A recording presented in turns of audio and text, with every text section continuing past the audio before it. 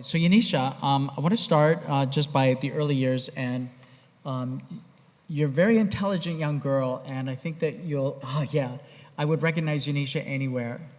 You know, when you look at her young pictures, she looks the same. Isn't that cute? All right, so give us a little history. Right. Well, I was born in Costa Rica. My parents were very young when they had me. They were 17. They were in high school.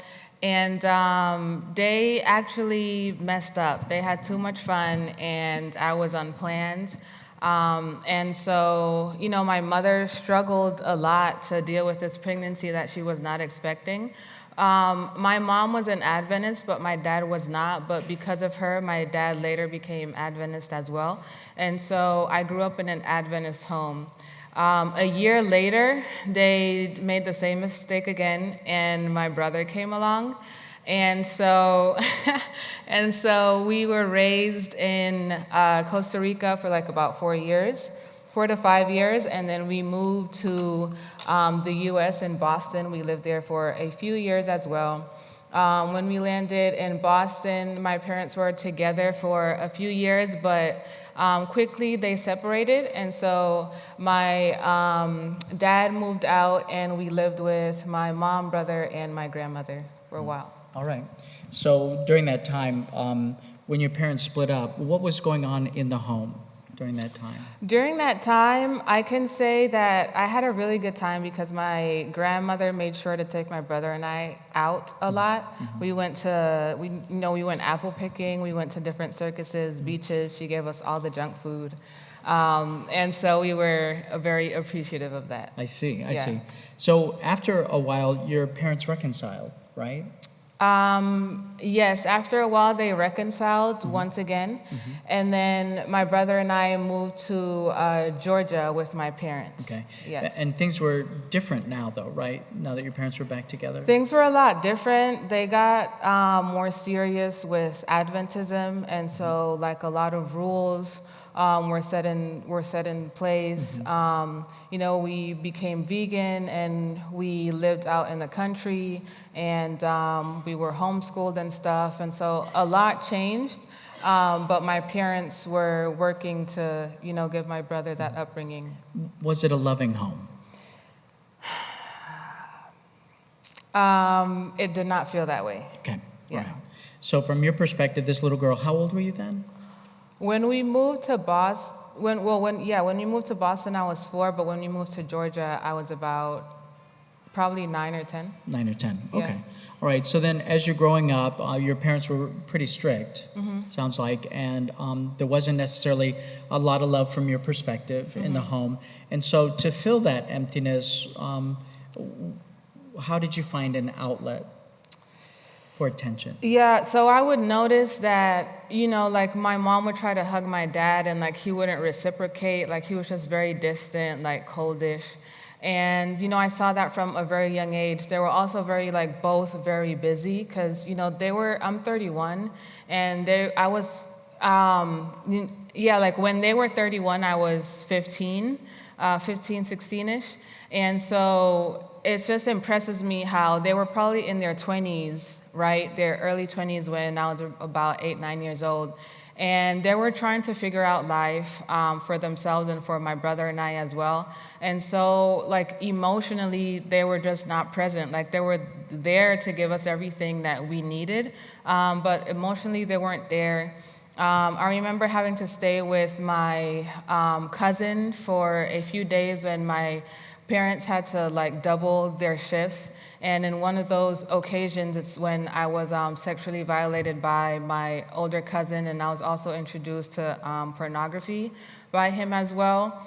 And one thing that stood out to me, that always stuck to me, is that, you know, when he would show me these things, I would be drawn to the woman in the video and not the guy. And like that impressed me, and I questioned like why that was so.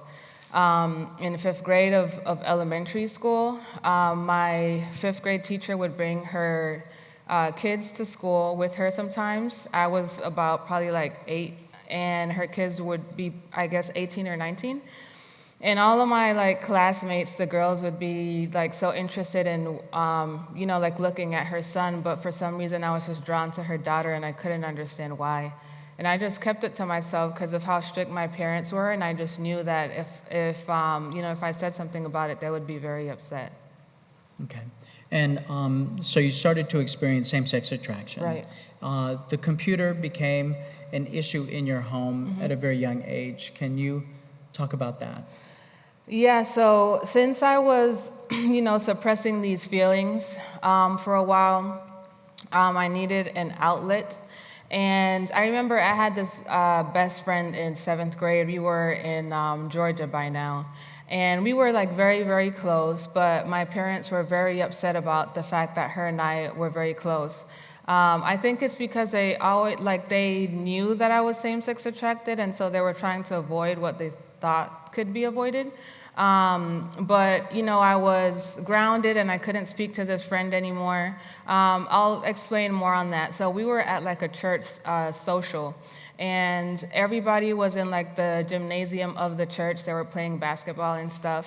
And my best friend and I, we were not where anybody else were. We were just like apart talking, but nothing ever happened between us. We were just, having our girl talk. And it seemed as though my dad had been looking for us for a very long time.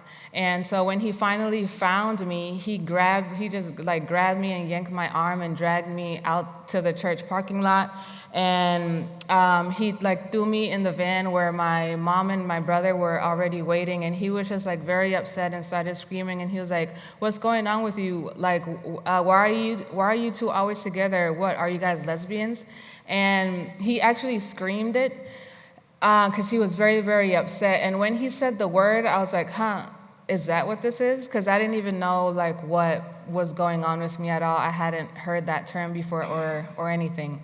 So since then, when that happened, I said, okay, I definitely can't say anything at all because he's hinting on it and he's like very upset. So I'm just gonna keep this to myself. So what I would do was... Didn't they also isolate you? Right. So when that happened, I was in an Adventist academy at the time, and so they took me out of the academy because that's where my friend, like that's where we met. They took me out of that academy and started homeschooling. They took me out of the church choir as well because she was part of the church choir. And then I wasn't allowed to sit next to her in church. Like I couldn't go anywhere but be next to them while I was in church, and I couldn't go over her house anymore or anything. But little did they know that when it was bedtime, I would wait till midnight, and I would get the family phone, the house phone, and call her at midnight. And if I wasn't doing that, I was in like chat rooms with older women.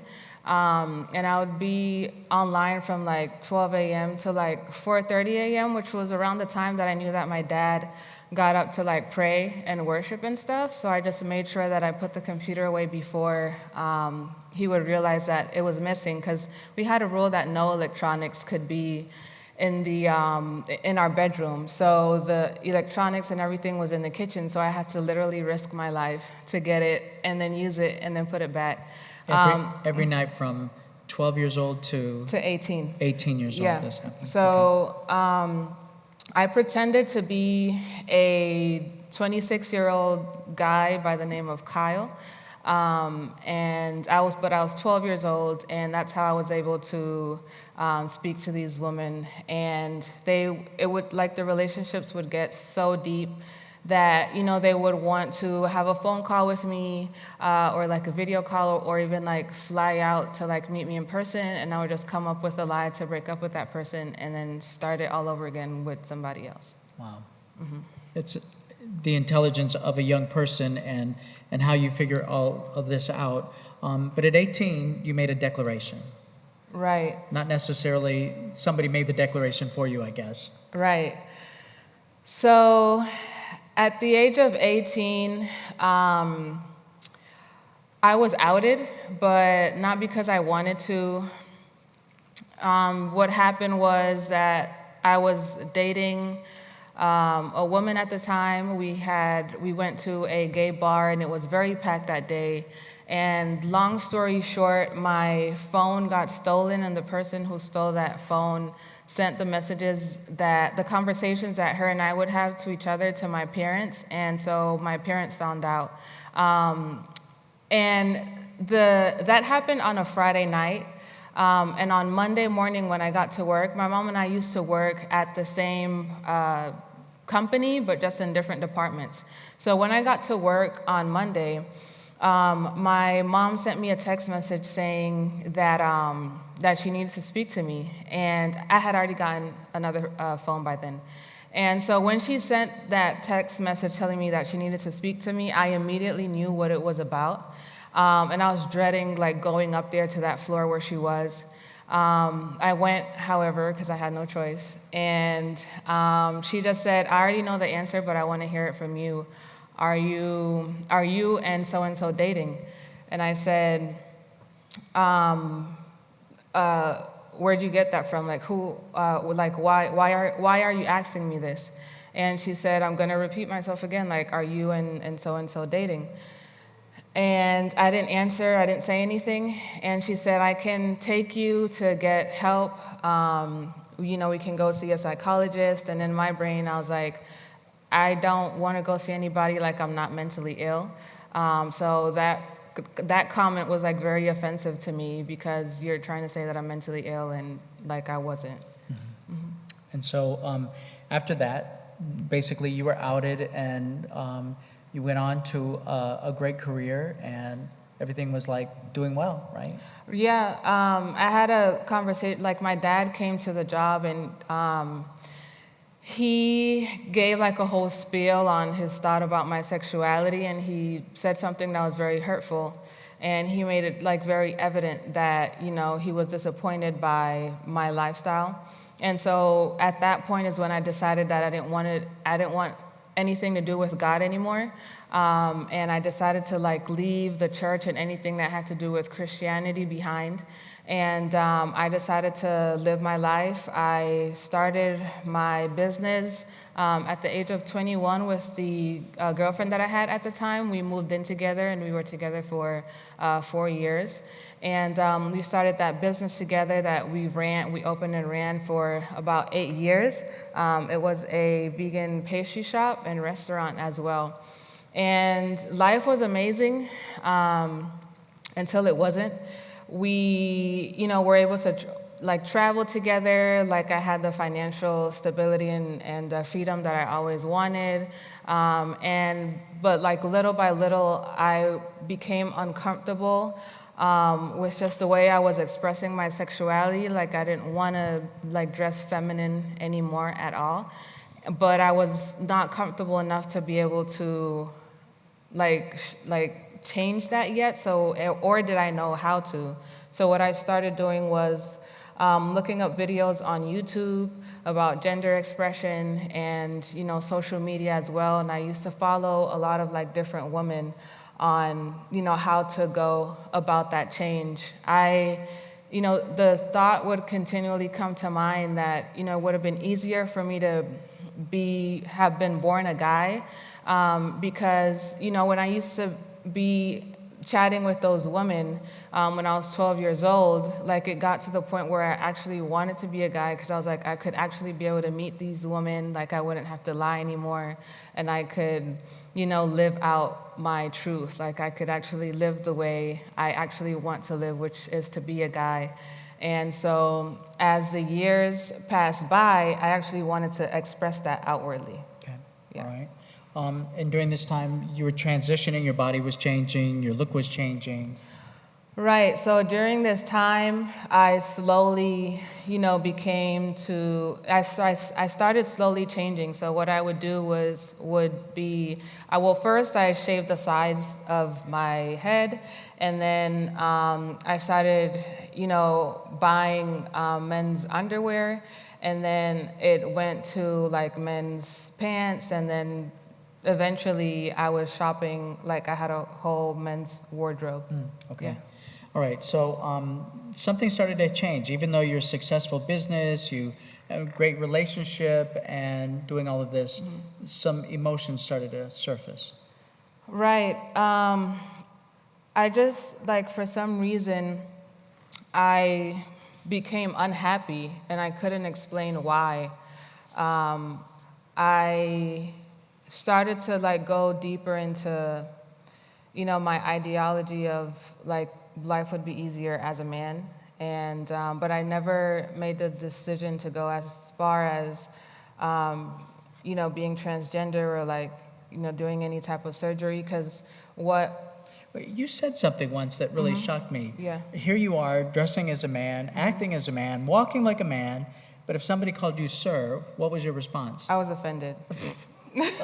All right, so, I don't so know why. explain that. Help us to understand that. I don't understand it myself. Wow, okay. Yeah.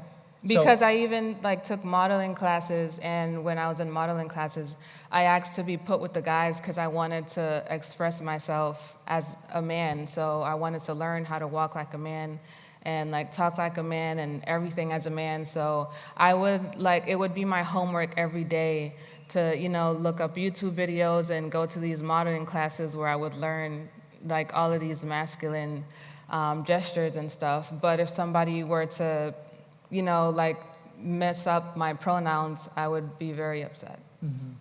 Well, all right. So now while you're going to work and while you're, in the shower, some emotions would come up and... Yeah, so, I started getting sad for no reason, and I would start to, think to myself, like, Yanisha, like, what's going on? Like, why are you sad? Why are you crying? I would just start crying, and I'll try to think, like, what's going on, and, like, nothing would come to mind. Like, business was flourishing. I could go anywhere I wanted to. I finally had my car. I had a beautiful woman. I had my own place, and I just couldn't pinpoint like what exactly was wrong. I tried to push it off for like many years, but as I pushed it off, it just kept coming back even stronger and stronger to the point where it wasn't an emotional pain anymore. It was like it was a physical pain as well, like in my chest. I could actually feel it. And so one day as I was taking a shower, I started, that came over me again, and I started crying, and I immediately got out the shower, wrapped the towel around me, and called my aunt, who I had cut off for many years. When I was outed, one of the things that she tried to do was to get me back in church. She sent me, a whole bunch of Bible verses, scriptures. She even contacted Mike to have Mike go to Costa Rica and give a week of prayer. And I didn't go to any of that. I didn't want anything to do with it. And so I had cut her off for a big chunk of my life. And I decided to call her. Why? I do not know, but I called her and I said... I know. I called her and I said, Tia, I need help. And that's when, she suggested that I get professional help, and that's when I started to seek out a psychologist. So you were in this session with the psychologist, and just to give some information, because I want you to get to this image that you had, your psychologist was Christian, and she would pray with you, and I don't know why you were okay with that, but it was like no big deal to you. And while she was praying for you one day, an amazing thing happened. Tell us about that. Yeah, so, during my first therapy session, she asked if it was okay to pray with me, because she was like, we pray in the beginning, during, and after each session. And I was like, yeah, I grew up in church. We can pray. It's fine. And so during one session, we're praying as we normally do, and I got this image where I was standing on a cliff, but it felt like I saw this movie, but it was like I was actually in it, because I felt all of the emotions and actually like being like if I were actually there, but I was sitting in her office. So what I saw was the following. So I was on a cliff, and I could see the end of the cliff at a distance, and there was like something behind me, like a pressure or somebody, or there was something behind me that was pushing me towards the edge of that cliff. And I would look back to try to see who is pushing me, and you need to stop, right? But as I would look back to try to like stop whoever or whatever it was from pushing me to the edge. I didn't see anything. So that, whatever that was, kept pushing me to the edge of the cliff until I was finally like hanging onto the cliff, like feet dangling. And I was trying to crawl back onto the cliff, but could not get back on. And I'm scared for my life, and I'm crying in real life now. And I think my therapist obviously probably saw that I was distressed, and she asked if I was seeing something, and I said, yeah, and she was like, well, like, tell me what you're seeing, like, what's going on? So I tell her, like, I'm hanging on this cliff, I'm about to fall, I'm, like, really scared, and I had never felt this scared in my entire life, ever. And she was like, Kenesha, like, you have to let go, and I'm like, no, I'm not gonna let go, like, I could die, like, I'd look down, and there was complete blackness underneath, like, darkness, I couldn't see anything, and she was like, Kenesha, let go, and we're going back and forth, and so she finally said, Yanisha, I'm going to help you. On the count of 3, you're going to let go. So she counted to 3, and I let go. And when I let go, I fell into what I now know was a body of water. And underneath, like when I was underwater, I saw like this light. So I swam to the light. And when I swam to the light, I finally like get to this beach. And when I come out of the water, I was in like this white gown, and I was like super feminine, nothing like what I looked in that picture. And which was what surprised me the most, the fact that I was just like so feminine looking, and I was in this white gown. So I'm walking along this beach, and like towards the left, at a distance, I see my husband and my son. They were playing together, and I didn't walk over to them. I just like kept walking straight forward, and the beach turned into like this forest, and the sky of the forest opened up, and God was there, like sitting on His throne, and there were angels flying back and forth, and they were super happy. There was like a party in heaven, and God just looked down on me, and He was like, "Well done, my good and faithful servant." And when He said that, the sky closed back up, and I turned around, and my husband and my son were like walking towards me, and I opened my eyes again, and I didn't like any of what I saw. I was very upset. I didn't want any part of it. You weren't just upset, you were angry. I was angry. Yeah. Yeah.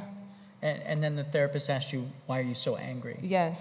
And I said, because he's asking for something impossible. Like, I don't know how to be a woman. Like, I can't do that. Wow. And she said, she reached over and touched my hand, and she said, if this is what God wants for you, He will help you get there. Isn't that amazing? Wow. So after this encounter, your girlfriend was waiting for you in the lobby. You were going on a date with her, but God started to do this miraculous change almost immediately on you. Yeah, so, you know, after that, I tried to put that vision off for a while, like, I don't know, 6 months, but it kept coming back. Like, every day it would come to mind, and it was just, like, just disturbing. And, you know, 6 months, fast forward 6 months, it came to the point where I wasn't even, like, physically attracted to my girlfriend anymore.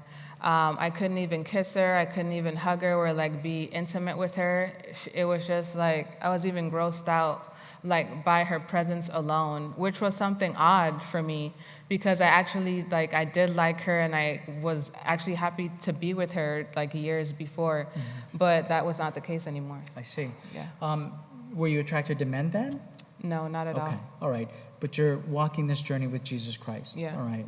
And then what was really interesting, your aunt did bring us Coming Out Ministries down to Costa Rica, and she was hopeful that you would come. And how many of those meetings did you make it to? 0. That's right, none of them. So we never met. And Yeah. what was so amazing is your aunt really started to go into prayer. And while she got a lot of knowledge from our meetings, but she really saw the power of prayer. And then as you were coming back, she really started to address these changes in your life. What was the biggest thing that God was really trying to reach you with? His love. Talk to me about that. Okay, so First of all, in your mind, yes, what was your image of who God was as a father? God as a father to me was someone who was very controlling and domineering and like dictatorial, and if you're going to go to hell if you don't do X, Y, and Z, right? But what impressed me the most, and this was during COVID times, is that there was one time, because after my therapy sessions, I would come home and like study the Bible and watch a sermon on YouTube. And there was this one day where I felt like his presence, like his love, and it was so overwhelming that I just started crying there by myself in my room. And I was just impressed to know that he loved me, because, you know, while in that community, we think that God doesn't love us and like we're going to hell, and he wants nothing to do with us because of our sexuality. But what drew me closer to God was to feel his love. Wow, Yeah. powerful. All right. So, Yanisha, talk about how we met just a couple of years ago. Do you have a picture? I don't. Do you I'm have sorry. a picture of the after? I guess we see who Right. the after is, right? I do have a picture of when I got baptized. All right, that's what we want to see. Okay, so talk about this day. Yes. So, about my baptism? Sure. Okay. So, during COVID is when, you know, God started to reach me and you know, talk to me, and we spent a lot of quality time together. And I got baptized the 11th of June of 2022. But before getting baptized, I asked God to take me to a church. Like, him and I had, you know, our alone time for a year and a half. And when the churches opened back up, I prayed to him and I told him that I wanted to go back to church, but I wanted that church to have these three things. One, that they would teach me everything that I have not learned throughout these 10 years of not having a relationship with him, that they would receive me with open arms, and that they wouldn't judge me for the tattoos and stuff that I have. And so I went to church number 1, no. Church number 2, and then and I deliberately went to church with a non-sleeve dress that day because I wanted somebody to say something about my tattoos and give me a reason not to go back to church. So I went to church number 3, and as soon as I was walking in, an elder was talking about how, they're going to start having Bible studies soon in the next 2 weeks. And so I was like, okay, check. And then everyone received me like with open arms. They were like so excited to see me, even though nobody knew who I was and nobody did or said anything regarding my tattoos. So I got my 3 confirmations, and as the service was over and I'm now getting up and ready to leave, another elder came up to say hi to me. And so while we were having our conversation, I asked him if he can sign me up for the Bible studies, and he was like, yeah, sure, what's your name and number?